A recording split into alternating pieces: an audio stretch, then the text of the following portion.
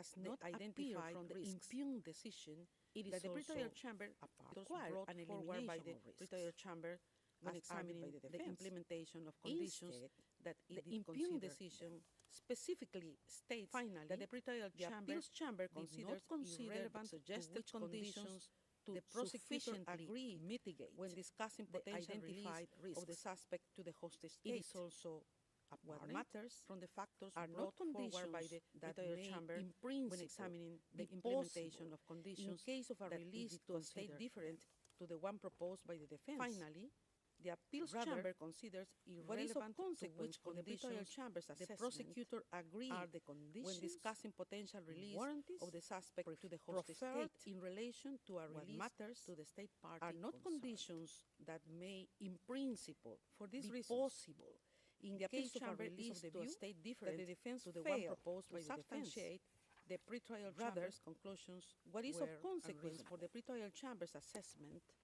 are the conditions and warranties proffered in relation to a release to the state party concerned. Regarding the defense's contention that the pretrial dictation and enforcement of the proposed conditions, regarding the defense's consideration the practical implications of insurance adherence to the taking into account relevant considerations in respect such as the one hand.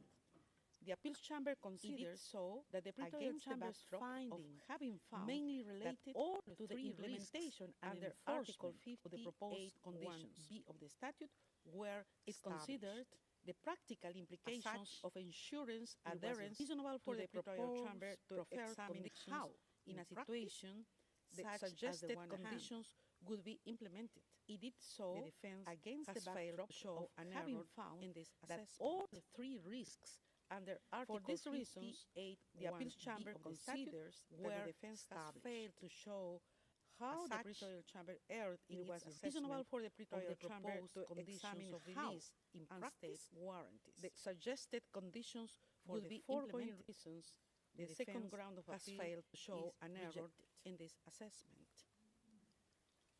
For these reasons, the appeals chamber considers that the defense has failed to show how the pretrial chamber erred regarding the third ground of appeal the proposed within which the defense argues that the pretrial chamber erred in not considering humanitarian grounds. The second ground of appeal either is as independent consideration or mitigating factor in assessing of interim release.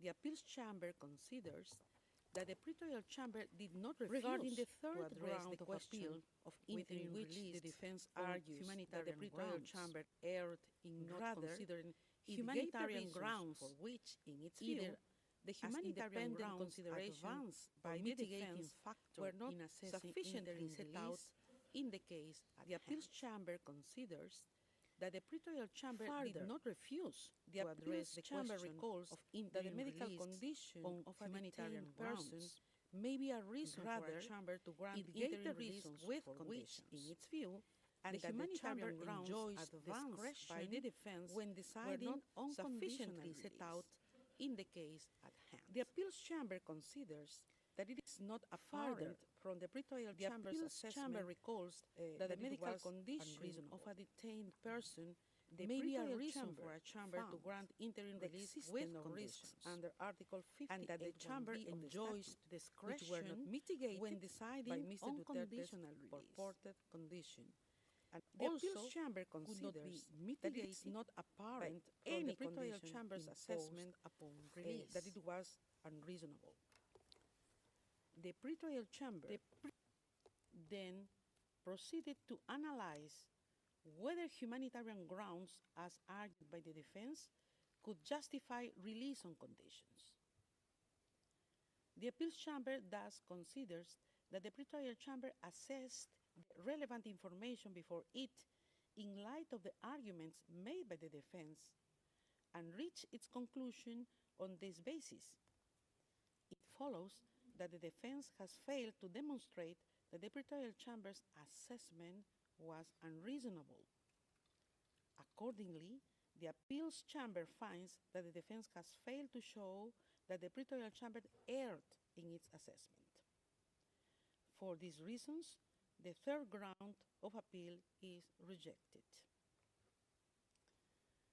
Finally, the appeals chamber notes that the pretrial chamber reached its conclusions in relation to the risks enumerated in Article 50.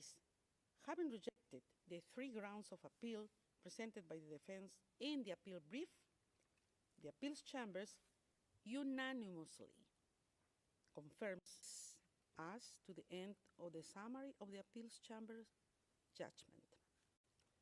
The judgment will be notified to the parties and participants after the hearing. Translations of the summary will also be available in due course. I would like to thank the court reporters, interpreters, and other registry staff for their valuable assistance today in holding this hearing. The hearing is adjourned. All rise. Pursuant Article 58(1)(b) of the statute, a chamber assesses whether the arrest of a person appears necessary. 1, to prevent a person from not appearing at trial. 2, to prevent a person... Dry skin? Plus may germs pa? Inigong lang yan.